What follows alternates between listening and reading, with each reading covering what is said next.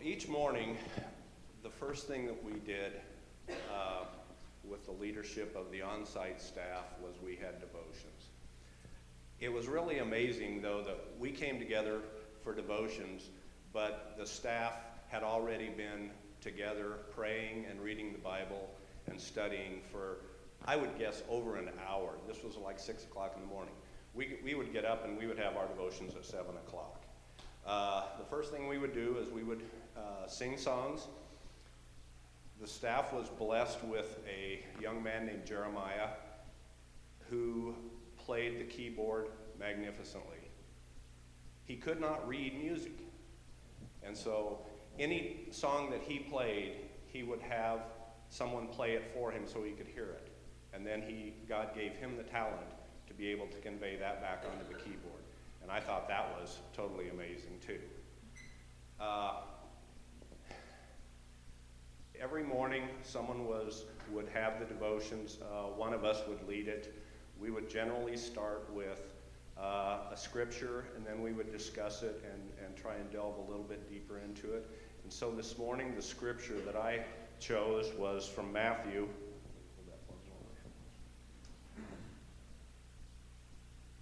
Matthew 25, verses 35 through 40. And it was, "For I was hungry, and you gave me something to eat. I was thirsty, and you gave me something to drink. I was a stranger, and you invited me in. I needed clothes, and you clothed me. I was sick, and you looked after me. I was in prison, and you came to visit me." Then the righteous will answer him, "Lord, when did we see you hungry and feed you, or thirsty and give you something to drink? When did we see you a stranger and invite you in, or needing clothes and clothe you? When did we see you sick or in prison and go to visit you?" And the king will reply, "I tell you the truth, whatever you did for one of the least of these brothers of mine, you did for me." And I think that kind of sums up our mission trip.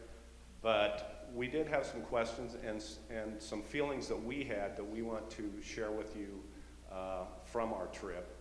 And so the first question I have is, how did you feel God's presence while you were down in El Salvador?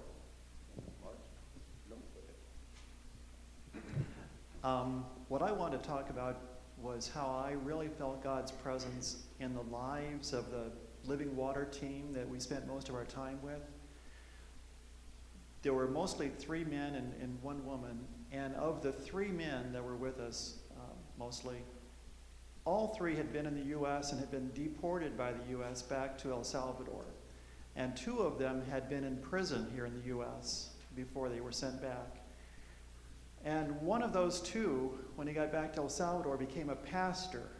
And the other one that was in prison said that his life was turned completely around when he met Jesus while in prison. So it was just amazing to me to see these 2 men especially with their lives completely turned around. They've been involved in gangs and drugs, but their lives were completely turned around. And now their work with Living Water was really more than just a job. It was really a mission for them. And I really saw God's presence working through those men, having changed their lives totally and in what they were doing now. I felt God's presence in the way we were cared for by the people of Copinula. They gave of their meager resources to feed a dozen of us every day for lunch, and I'm pretty sure that by the last day we were there were about half a dozen fewer chickens running around. And there were so many small gestures that really added up to a lot of love. They never let us stand for very long. They were always bringing us chairs. They realized very early that I wasn't very sure on my feet when we were going down steep hills with a lot of loose rock, and so there was always at least one person holding on to me at those times. There was a young girl named Brenda who took it on herself to keep an eye on the hygiene team's water bottles, and she walked down the hill countless times every day to fill our water bottles for us.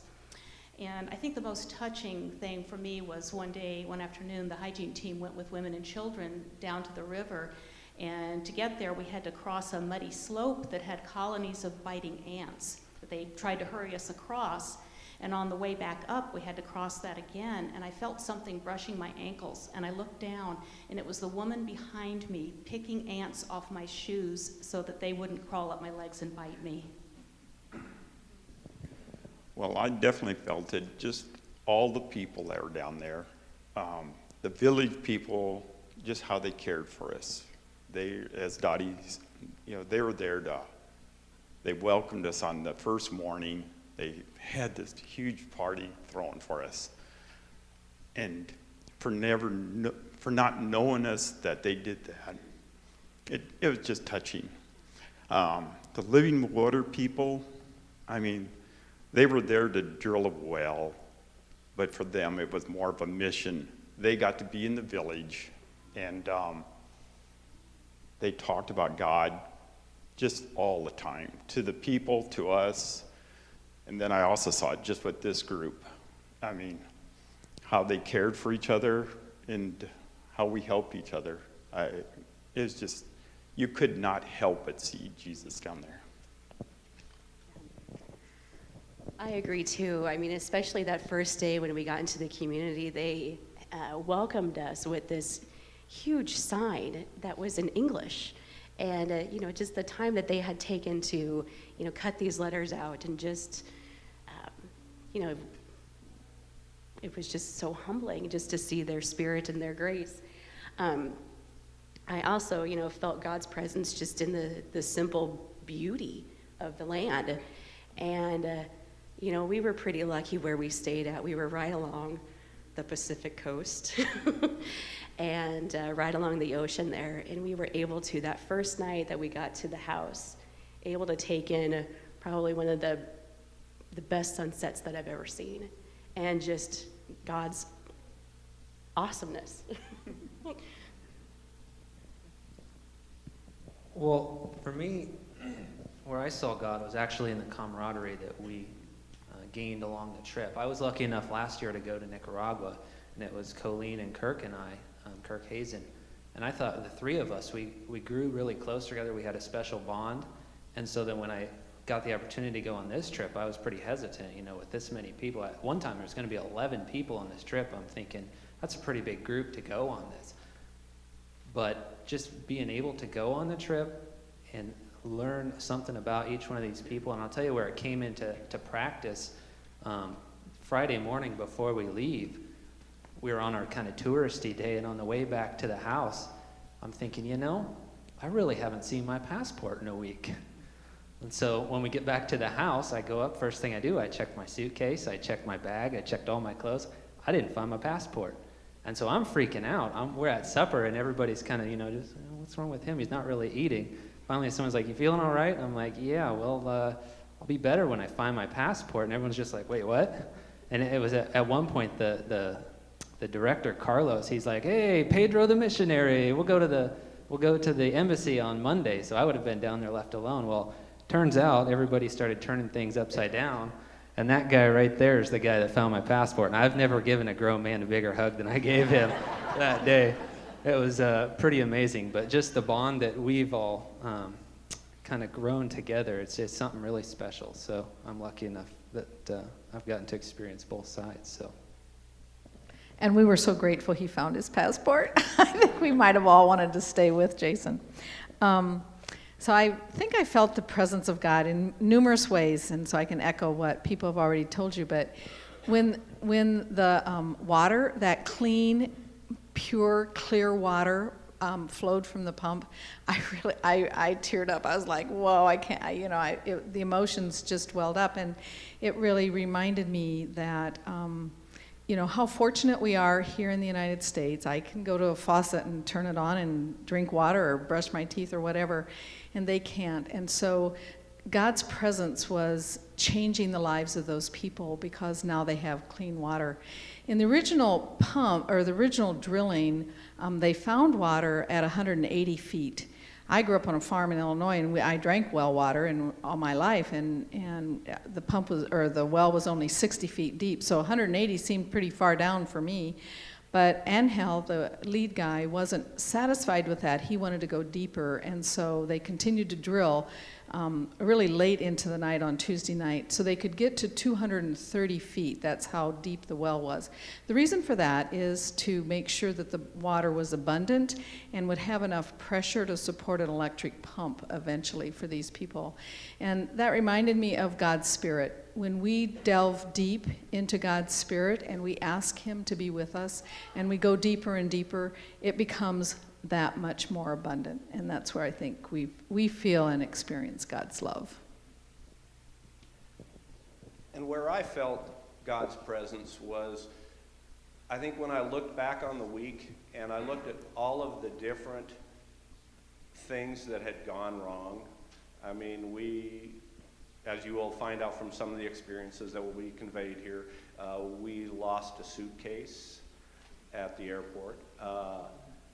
Jason lost his passport. We broke the drill 3 times, and just various other things.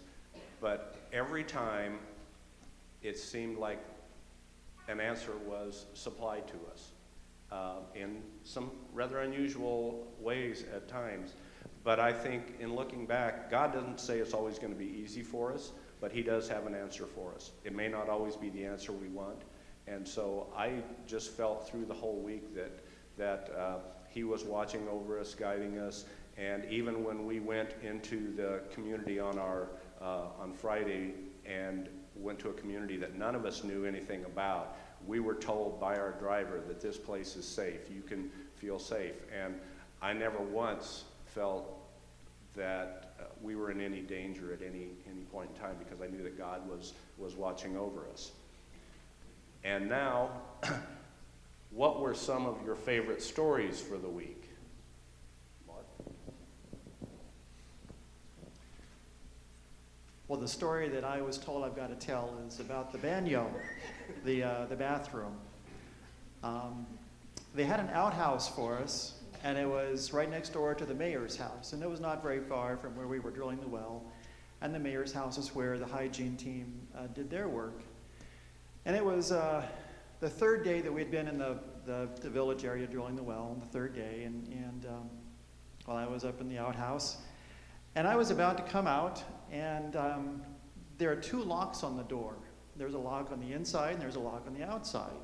And when the lock is locked on the outside, you know that there's somebody. No, if it's locked on the outside, there's nobody in there. So I was in there, it was locked on the inside, and I was about to leave, and I heard this click. And so I unlocked the inside lock, and I pushed on the door, and the door wouldn't open. So I kind of stretched and peered over the wall that was there, and I kind of looked out, and I saw 3 little boys with grins on their face looking up at me. So I just kind of stood there looking at them, and then right away a mom came out from the house, and she walked up, and she unlocked the door for me. But I felt really kind of good about it, because it meant by that time those little boys felt comfortable enough to start teasing us about it. So it was kind of a fun experience, but it was kind of funny. Well, I think one of the stories that I liked the best was when Norma, the leader of the hygiene team, told us how Living Water had managed to acquire this wonderful vacation home right on the Pacific where we lived for that week.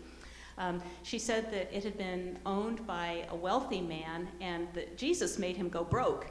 And so Living Water could afford to buy the house. And that's a pretty amusing way to tell the story, but it really shows how grateful and aware the people of Living Water are of God's presence in their lives, and that this is a ministry for them, a mission. It's not a job.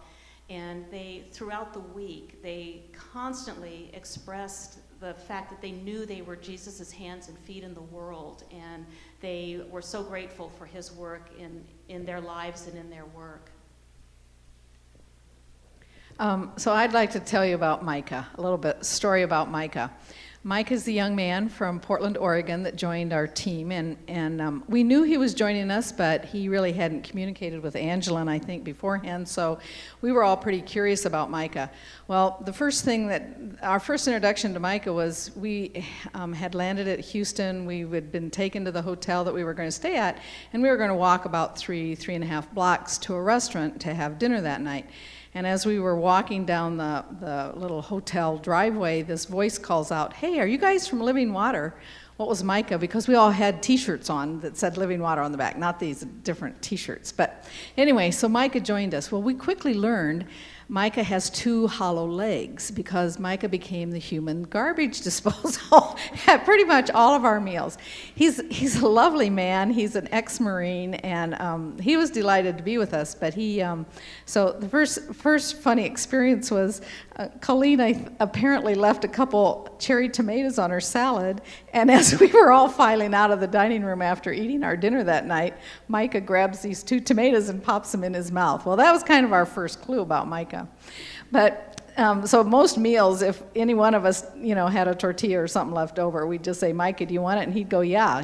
Waste not, want not was kind of his motto. But interestingly, he ended up being an incredible addition to our team, and his work ethic was really strong. And the most amazing thing about Micah was, I think it was the 3rd day of drilling. So there were a lot of rocks coming up from where the men were doing the drilling, and these rocks would clog screens and hoses and things and make the drilling then actually stop. So somebody had to stand in a pit of pretty dirty water, and it had this substance called bentonite in it. So they were recircling this water, this substance, to really get the drilling completed. And Micah stood in there for 4 hours straight, clearing out the rocks, and that just showed such dedication to the work and the job at hand. And after it was over, I said to him, "Micah, check out your feet. I hope you really need to pay careful attention to your feet." And he goes, "Oh, well, yeah. Well, there was a little cut on the bottom of my foot."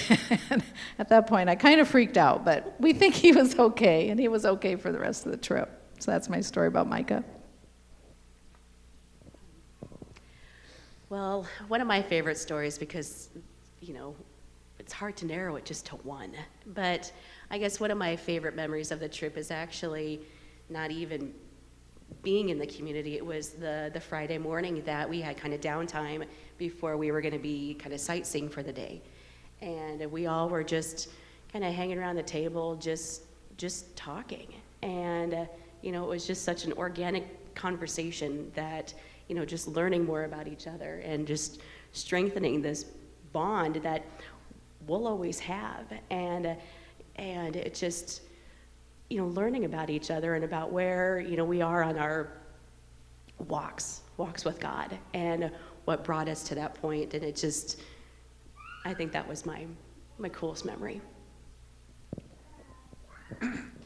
Well, my involved on Monday, we discovered one of the bags was missing, and I had made the mistake of putting this little tag on that bag, which had my name on it. So Tuesday morning, I got to go on another trip back to San Salvador, the capital, which is about an hour-and-a-half drive from where we were staying. The trip turned out to be a wonderful trip because I got to spend over 5 hours with Lewis, who was from Living Water, and took me back to the airport. The airport is after you get to the capital, it's about like driving from Lincoln to Omaha. So all in all, it's about a 2-hour drive. Lewis and I got to talk a lot. Started out, small talk, but by the end, we were discussing God and just wonderful. But when we get to the airport, the sidewalk is lined with TV cameras, reporters, and everything, and I just kind of looked at Lewis, and I go, "Lewis, do you call ahead for me? Is this for me?" And he's laughing. He goes, "No, not for you."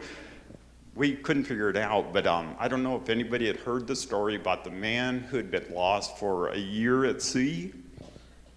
He was coming back that day So they were all sitting there waiting for him. But after we get the bag through hassles, we get about a couple miles out of the airport, and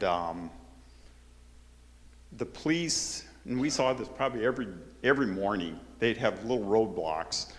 They'd set up cones in the road, and you'd have to drive through them. It was to slow down traffic or who knows what. But anyhow, they came out and they stopped our vehicle. And I'm like, okay, and Lewis started kidding me, like, well, what'd you do? They talked to him for a little bit, and he goes, well, we're gonna have passengers. He then explained, as they're putting their cones in the back of the truck and getting in the back of the truck, that the police down there are given their assignments for the day. They don't have vehicles, most of them. So they just have to flag down somebody and say, I need to go to the airport. And we got chosen to take them to their next stop. So we had about drive down the road, take them to their next stop, and let them out again. So it was very different, very entertaining, and just learned so much about the country. So grateful for it. I could go on for hours about good stories, even just the last day. You want to hear some good stories, go sit in an airport with these two for a couple hours. They got some good ones. But the last day, I lost my passport. We found it, so I'm feeling pretty good. We get to the airport. We had some troubles getting in line and all that. Almost missed our plane. I had to take one for the team and sit in first class on the way back to Houston. So I was kind of feeling guilty about that until about halfway through the flight. I'm sitting there minding my own business, watching my free movie, and all of a sudden I hear some screaming. I'm like, wow, I was watching Gravity, so I'm like, Sandra Bullock sure is screaming really loud right now. I look over, and in the aisle there's a stewardess, and she's going like that. And I'm like, what's going on? Everyone's just kind of looking at her, and she's like, there was a big orange spider. It was like this big. And I'm like, okay, so I grab my bag and I get up on my seat. I'm like this. I get out my flashlight and I'm looking around because I didn't have my shoes on and I didn't want to get bit. Well, there's this guy sitting across the aisle. He's probably 6'5", 300 pounds. He's a big guy. And so the other stewardess comes over with another flashlight. She's like, sir, can you look up in the overhead bin? And so he's up there looking around. Everybody's just on edge, right? I don't know if everybody in the back knows what's going on, but everybody's just kind of on edge. And then, so he's looking up there, and I'm like, well, I gotta go to the bathroom and take a break, because I'm not gonna deal with this. So I go to the bathroom, I come back, and this guy, keep in mind, he's a big guy. He's down in the aisle like this, looking under the seats, and all of a sudden, I'm like trying to get back into my chair, and all of a sudden, he steps back and starts doing that. And so then they get a napkin, and they bring it over, and he reaches down, he picks it up, he brings a napkin up front, he's like, look out, and they go put it in a bag, and I was like, well, what was it? It was a scorpion. Apparently there was a scorpion came in on this lady's bag and made it right over my head. And so, like I said, I took one for the team by riding in first class, but didn't feel so bad after that. Oh, and one more thing, sorry.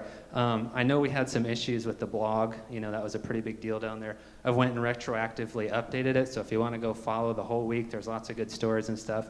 You can go to South Point's website, southpointcc.org. Under Ministries is the mission blog, so you can go read a lot of good things, see some pictures and stuff. So,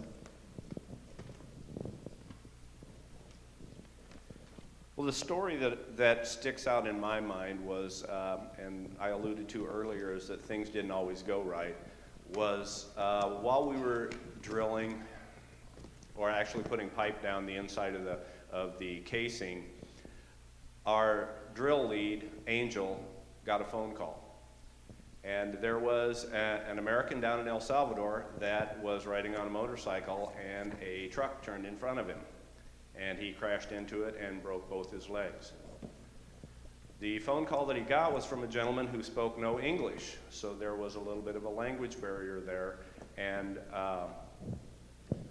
so Angel conveyed to him what he needed to do as far as getting the gentleman to the hospital and to have them contact him so that he could get the information and contact the appropriate parties. And the amazing thing was he had enough faith in us to have us continue on with the drilling. His mission was no longer finding water for these people, but for taking care of being the good Samaritan that we are told to be and taking care of this gentleman. That became his number one priority. He fulfilled his obligations. He contacted an ex-girlfriend here in the United States. There was a girlfriend down in El Salvador. Various people. There was a business associate that, quote unquote, ran a cafe. We're not sure what that meant, but I'm sure we probably don't know what kind of business he was in down there. But the Lord put these people into this gentleman's life to take care of him and hopefully maybe change his life and put him on the right path. But last Sunday, Craig had alluded to our Beloved of God cards. And ironically, that morning during devotions, Angel was sitting next to me, and I had put last year's card in his Bible. And so I feel that he truly is a beloved of God for the witness that he brings. He is one that would sit and eat his lunch in 5 or 10 minutes and then say, I have a meeting. And my first thought was, Angel is going to sit in the shade of the tree and take a siesta. And that was very far from the truth, because one noon I walked down the hill to the drill site, and he was sitting under a canopy with about 7 or 8 of the local gentlemen, and he was witnessing to them.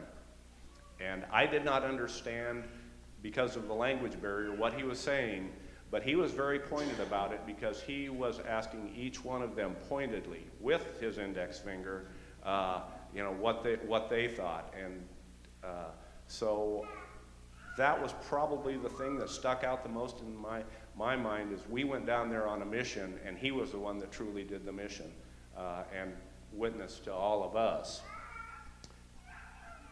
We all have various other stories, and time wouldn't allow us to tell all of them today.